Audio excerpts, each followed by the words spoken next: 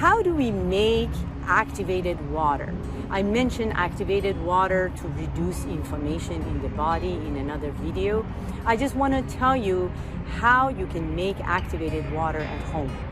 If you can get a whole house filter or maybe the countertop filter, but make sure that it reduces the fluoride, the chlorine, the chloroxamine, and everything else that is toxic chemicals, it can filter those out.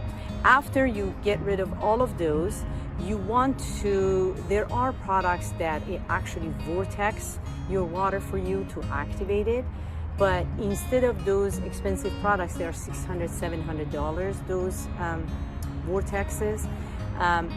What I use at home, I just use a magnet inside the water bottle that I want to activate, and I use like a stirrer, and I use a magnet underneath, and these work just fine, and they actually vortex your water for you, and you can activate